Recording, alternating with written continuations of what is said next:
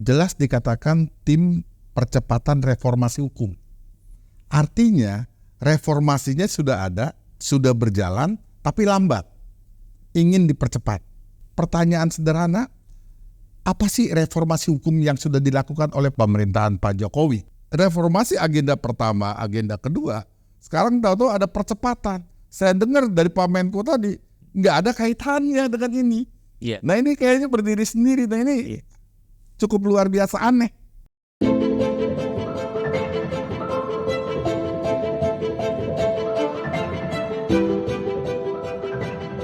Assalamualaikum warahmatullahi wabarakatuh. Om Swastiastu, Namo Buddhaya, salam kebajikan. Salam sejahtera bagi kita semua. Jumpa lagi bersama saya Erin Muhtar Muhammad dalam program Serambi Adiwarman. Serambi Adiwarman merupakan program edukasi hukum yang akan membahas permasalahan keadilan yang ada di tengah masyarakat. Program official Adiwarman juga akan melakukan penelusuran hukum yang dikemas dalam bentuk karya jurnalistik yang bertujuan memberikan pemahaman hukum sesuai dengan peraturan dan undang-undang yang berlaku di Indonesia. Pada tema kali ini, Serambi Adiwarman akan membawakan tema dengan judul Efektivitas Tim Percepatan Reformasi Hukum bentukan Menko Polhukam. Baiklah, sebelum acara kita mulai, mari kita simak video yang satu ini.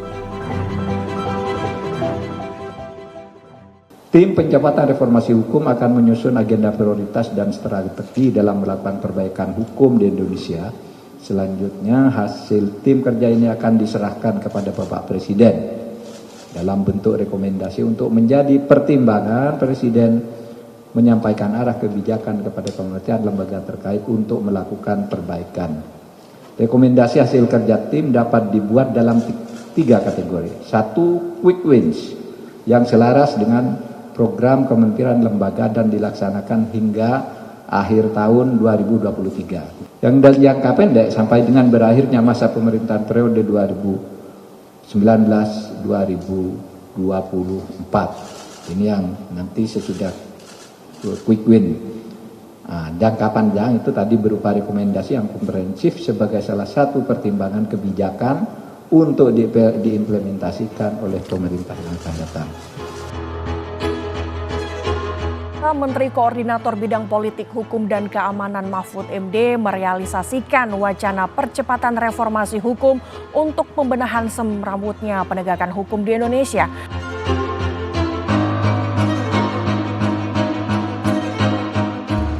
Namun, hal tersebut membuat pembentukan tim percepatan reformasi hukum menuai pro dan kontra publik.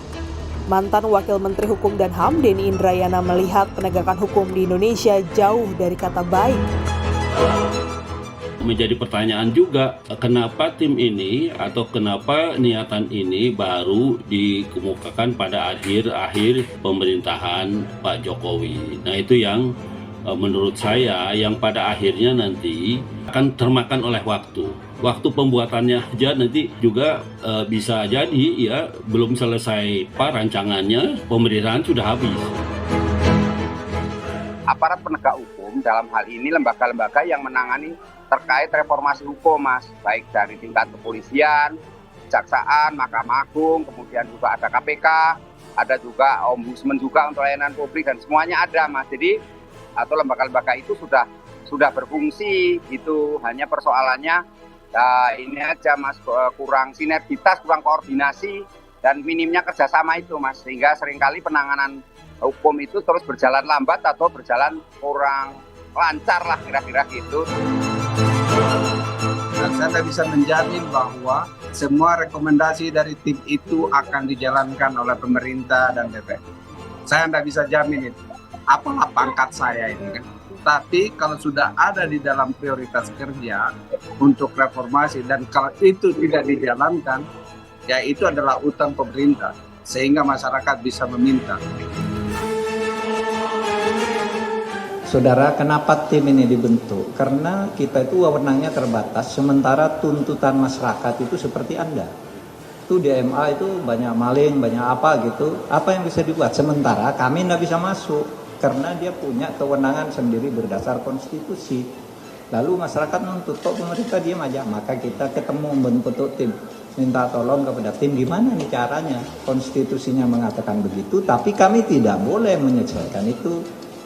apa yang harus dibuat, apakah ya nanti terserah rekomendasinya pasti ketemu lah, apakah undang-undang atau apa nanti akan ada. Jadi ini tidak nangani kasus konkret ya, tapi abstrak untuk memberi payung bagi orang bekerja, memberi rel bagi pekerjaan lembaga-lembaga negara.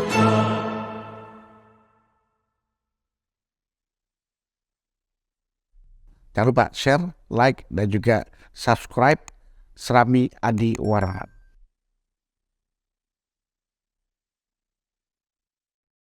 Sahabat Serambi Adi Warman, kali ini saya ditemani oleh seorang generasi Z ya, sebagai membawakan acara Serambi Adi Warman tentunya. Saya perkenalkan dulu di sebelah sana ada Steven. Ya, selamat siang semuanya. Ya, ini Steven ini seorang pelajar SMA ya, yang kita undang ini sebenarnya random juga gitu kan, karena kita ingin minta pendapatnya. Dan yang kita tunggu di sini ada Bapak Adi Warman. Assalamualaikum Pak Adi. Waalaikumsalam warahmatullahi wabarakatuh. Iya, apa kabar Pak? Baik, alhamdulillah. Alhamdulillah. Gimana kabarnya? Alhamdulillah Pak, baik sehat. Ya. Iya. Steven gimana kabarnya? Alhamdulillah. Alhamdulillah. Kali ini baru pada saat ini kita mau bawa seorang tamu ya Pak ya, gitu kan, sekaligus ikut meramaikan di Serambi Adi Warman. Ngomong-ngomong soal apa yang tadi kita simak di video Pak, tentang tim percepatan reformasi hukum bentukannya Menko Polhukam Mahfud MD. Ini kan kalau kata banyak media orang itu kan merupakan sebuah gebrakan ya Pak ya, yang dimana gebrakan itu bisa dibilang biasanya Pak untuk pejabat itu 100 hari, sedangkan ini udah berhari-hari, udah lewat 100 hari. Dan selain itu juga seorang Mahfud MD di sini Menko Polhukam, dia juga diamanahkan juga jabatan PLT sebagai Menkominfo, menggantikan menteri yang sekarang sedang bermasalah ya Pak ya terkait dengan korupsi BTS. Ini agak bias ketika dibilang percepatan gitu Pak ya. Makanya saya mau coba tanya ke Bapak ini, kira-kira bagaimana Pak ini? Oke, bagus pertanyaan Kang Eri ya. Tadi kita lihat di video jelas dikatakan tim percepatan reformasi hukum. Artinya reformasinya sudah ada, reformasi hukumnya sudah ada, sudah berjalan, tapi lambat. Ingin dipercepat. Betul. Ya, logika hukumnya, cara berpikirnya seperti itu. Nah, sekarang pertanyaan sederhana, apa sih reformasi hukum yang sudah dilakukan oleh pemerintahan Pak Jokowi? Ya, ada dua agenda reformasi hukum. Yang pertama itu di tahun 2015. 2014 Oktober, 20 Oktober beliau dilantik. 2015 itu ada paket ya, agenda pertama reformasi hukum. Di situ dibentuklah yang namanya Satuan Tugas Sapu Bersih Pungli. Itu reformasi hukum, agenda pertama itu yang dibuat. Terus yang kedua, pemberantasan penyelundupan, pencegahan penyelundupan. Yang ketiga di situ pelayanan publik berbasis elektronik. Itu adalah pertama ya, reformasi yang pertama. Nanti ada reformasi yang kedua. Di reformasi pertama kita lihat tentang pungli. Tahun 2015, 2016 dibentuk Satgas Saber Pungli. Berarti terlangsung tuh gebrakannya, bahkan penilaian keberhasilan pemerintah Pak Jokowi periode pertama adalah keberhasilan pemberantasan pungutan liar. Nah, pungutan liar mungkin juga terjadi di sekolah-sekolah. Seperti di sekolah Steven misalkan. Sekolah Steven tahun 2015 Steven itu SD ya itu. SD ya, SD. 2015. Itu di sekolah ada pungli gak? Iya, pungutan liar mungkin yang dilakukan oleh oknum guru, atau oleh kakak kelas, atau oleh preman di lingkungan sekolah. Mungkin kayak pungli itu bisa masuk ke pemalakan gitu Pak? Iya, ada kan. Seperti tukang parkir liar di Palak, naruh sepeda di sini harus bayar atau itu ada. Nah, pemerintah saat itu tahun 2015 melihat ini perlu dibersihkan. Maka dibuatlah Satgas Saber Pungli. Di situ ada OTT. Satgas Saber Pungli saat terbentuk 2 bulan itu sampai 50-an orang di OTT. Pejabat-pejabat, preman-preman disikat habis. Penyelundupan juga gitu. Terus pelayanan publik yang berbasis elektronik. Sekarang sudah semua elektronik kan ya? Iya. ya apa-apa bisa pakai barcode di ini. Nah ini kita udah nikmati. Yang kalau untuk agenda yang pertama, saya melihat kegagalan dalam reformasi hukum itu terkait dengan Satgas Saber Pungli yang sekarang tidak ada OTT lagi. Terus yang kedua, penyelundupan ternyata masih ada. Nah tetapi kita lihat tadi Pak Menko itu arahnya mempercepat reformasi hukum, tetapi tidak mengacu kepada reformasi hukum yang sudah dilakukan, yang sudah berjalan.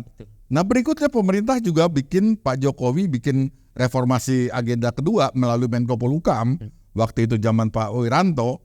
Itu yang kedua, beliau dengan tegas mengatakan banyak peraturan perundang-undangan yang tumpang tindih regulasinya, menyebabkan orang bingung. Regulasi sekolah juga begitu, regulasi di dunia usaha begitu, di pertambangan begitu. Maka di situ perlu ada yang mengatur, yang memahami bagaimana ini supaya sinkronisasi. Aturan nggak saling bertumpang tindih. Makanya Pak Jokowi di Sentul itu teriak kesal kali ya. Beliau kesal. Ini negara hukum, bukan negara perundang-undangan, bukan negara peraturan. Banyak peraturan katanya. Nah ini keluhan itu. Makanya pada saat itu reformasi hukum, pembenahan peraturan-peraturan yang saling bertentangan. Di samping itu apalagi yang dilakukan? Kita tahu pada saat itu ada polisi masyarakat. Ada Perkap nomor 3 tahun 2015. Dibentuk Perkap itu untuk polisi masyarakat. Nah ternyata itu juga tidak jalan. Baru-baru ini kita dengar ada polisi RW yang baru mau jalan. Padahal polisi masyarakat itu sudah menjadi program reformasi hukum ya pada saat yang kedua.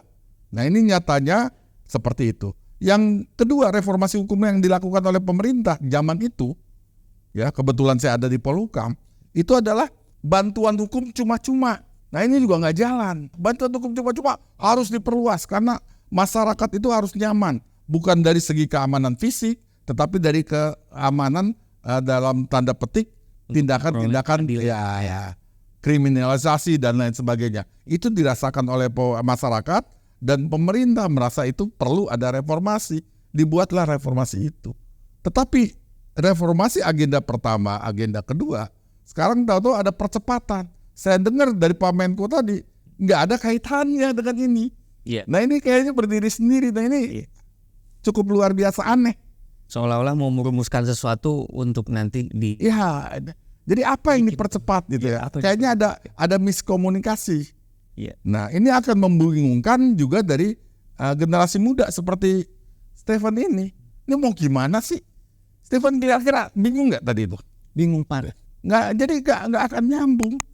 Nah saya sendiri sebagai ahli hukum, orang yang memahami hukum dan sudah berprofesi ya 35 tahun, 36 tahun, dengar begini mempercepat tim percepatan reformasi hukum. Artinya mempercepat reformasi yang sudah ada dibuat oleh pemerintah. Tetapi sambutannya itu beda kemana-mana. Mungkin Stephen juga pernah mendengar nggak tentang tim percepatan reformasi hukum? Belum pernah ya? Belum lah. Orang dengar juga bingung. Iya kan? Iya kan? Jadi reformasi ini ya, reformasi hukum ini maknanya begini Stephen ya. Itu ada perubahan yang drastis di dalam penegakan hukum. Kalau perubahan itu tidak drastis, tentu ke arah lebih baik ya. Itu bukan reformasi hukum. Nah sekarang baru dibentuk tim percepatannya, bekerja sampai akhir tahun. Tahun 2024, 20 Oktober, Pak Jokowi udah selesai. Efektif atau tidak? Betul. Timbul pertanyaan kan. Betul. Dan apalagi tim ini tidak mengacu kepada reformasi yang dibentuk oleh pemerintah sebelumnya. Dalam hal ini Pak Jokowi juga. Waktu itu Menko Polhukamnya Pak Wiranto. Yang sudah dengan tegas ada 2 agenda reformasi. Tahap pertama dan tahap kedua. Tetapi saya lihat tadi nggak ada itu dihubungkan.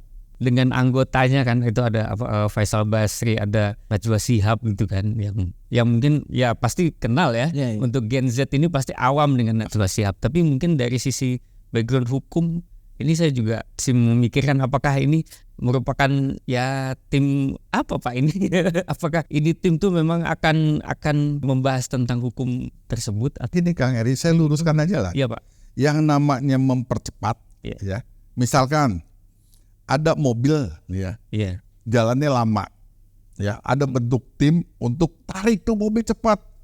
Berarti mobil ini yang dijadikan objek untuk cepat sampai, ya kan? Nah sekarang tim percepatan reformasi hukum. Reformasi hukumnya yang mana? Ini yang dua tadi yang saya katakan. Agenda pertama, agenda kedua. Yang terdiri dari 3 dan 3, 6. Ini yang harus ditarik cepat. Bukan bicara tentang korupsi di Mahkamah Agung. Korupsi ini bukan. Tapi ini loh harus ditarik. Tim ini muncul itu setelah carut marut kemarin ribut banyak kasus keluar itu Pak ya. Tadi Bapak bilang yang ada Mahkamah Agung segala macam. Enggak, saya sih udah lama teriak ini. Bahkan sebelum saya ada di pemerintahan, saya udah teriak tentang revolusi hukum lebih ekstrim. Nah ini bicara tentang reformasi dan revolusi hukum. Itu sebenarnya apa yang harus diperbaiki Pak? Kalau revolusi hukum itu fundamental yang harus diperbaiki. Yang fundament, ya saya akan memberikan saran mungkin kepada pemerintah yang akan datang kalau sekarang udah nggak keburu. Itu harus ada revolusi hukum dalam bidang personil APH, aparat penegak hukum itu sendiri, mulai dari rekrutmennya, gajinya, kesejahteraannya, pendidikannya, ini harus dibenahi. Jadi personnya, orangnya harus dibenahi. Yang kedua harus dibenahi lembaganya. Lembaganya harus dievaluasi. Apakah Komisi Yudisial cukup kita pertahankan dengan input seperti itu dan outputnya hanya rekomendasi, buang-buang biaya. Apakah perlu kita tingkatkan menjadi Komisi Pemberantasan Mafia Peradilan? Ya, jadi lembaganya, apakah KPK masih diperlukan atau tidak? Ataukah KPK hanya memberantas korupsi di legislatif dan eksekutif? Biar yudikatif jadi tugasnya lembaga pemberantasan mafia peradilan yang akan memberantas oknum-oknum mulai dari panitra, pengacara, jaksa, penyidik, dan seterusnya sampai hakim dan lain sebagainya yang terkait dengan perbuatan pro justitia. Terus yang berikutnya apa? Undang-undangnya. Ya, Pak Jokowi udah bilang kan tadi, ini bukan negara undang-undang. Undang-undang di kita banyak tumpang tindih. Perlu ada pembenahan. Nah, saya waktu itu mengatakan revolusi hukum ini bentuk tim, bukan yang seperti ini, tapi harus presiden yang membentuk tim dengan Kepresnya, dengan Perpresnya, membentuk tim revolusi hukum nasional. Membidangi 3 tadi, mungkin ada Pokja bidangi tentang personnya, tentang personilnya, evaluasi personilnya, termasuk kepangkatan dan lain sebagainya, tentang kesejahteraannya. Terus satu tim lagi, Pokja lagi kita sebut untuk membenahi, mengevaluasi keberadaan lembaganya. Nah ketiga baru perundang-undangannya. Hasilnya diberikan rekomendasi kepada presiden untuk ditindaklanjuti. Nah itu baru mengakar, baru menyelesaikan persoalan. Kalau sekarang kelihatan percepatan tim ini yang membentuk juga bingung. Ya, jadi bukan hanya Stephen yang bingung, saya yang bingung, Kang Eri bingung, yang membentuk juga bingung. Saya yakin, karena nggak mau yang mana mau dipercepat. Sebelum itu saya juga pengen tahu nih Stephen, komentarnya apa kalau nonton video itu. Saya ingin Stephen kritis coba. Apa yang Stephen tahu tentang hukum di lingkungan Stephen? Pernah lu gak ada teman atau orang tua teman teriak bagaimana dengan pelayanan hukum di Republik ini di lingkungan tempat tinggal, tempat sekolahnya Stephen? Gimana? Ada gak komplain terhadap pelayanan hukum? Oh mungkin ada ya Lia. Kayak pernah denger gitu dari lingkungan sekitar kayak keluarga atau apa. Tapi mungkin gak hafal ya. Apa aja keluhannya apa aja itu gak hafal. Pernah gak polisi datang ke sekolah memberikan penyuluhan? Pernah. Tapi di SD-nya. Di SD, di SMP? Belum. SMP belum, nggak ada. Belum ada ya. Kalau SD sempat ada ya, waktu itu ada polisi yang datang. Ya itu kayaknya mau memberikan edukasi atau mengenai ya polisi-polisi gitu kan di SD. Dari kejaksaan ada gak? Kejaksaan kayaknya nggak ada. Karena kesadaran hukum itu ya, itu kejaksaan juga mengemban tugas itu. Kalau dia nggak ada, berarti tugasnya diambil alih polisi yang lebih proaktif. Harusnya bersama-sama dengan kejaksaan untuk melakukan penyuluhan hukum. Nah nanti saya mau tanya sama Steven sekarang.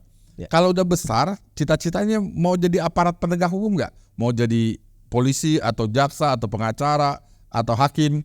Cuman sedikit kayak apa ya, penasaran gitu, tertarik sama dunia hukum karena sempat juga ngebahas sama temen, sempat bahas temen itu apa mengenai kuliah. Nanti kuliah mau apa, mau jurusan apa. Terus saya tuh karena kelas 7 sama 8 itu sempat suka sama PKN, jadi kepikiran buat masuk hukum. Oh, berarti tahu dong dengan tadi Pak Menko Polhukam. Wah, kan itu baru tertarik tuh. Oh ya, Baru tertarik. siapa sih Menko Polhukam kita? Pak Mahfud. Oh, Mahfud MD. Mantap, berarti Pak Mahfud MD nih kalau nonton seneng nih. Tenang. Ya, Ternyata dikenal oleh alam. ngefans lagi. Enggak, Pak. Ngefans. Kayaknya mau masuk tim percepatan reformasi hukum juga, Pak. Iya. Akhiri perbincangan kita ya, Pak ya. Nah ini kalau melihat tadi tim percepatan reformasi hukum ini membuat bingung ya.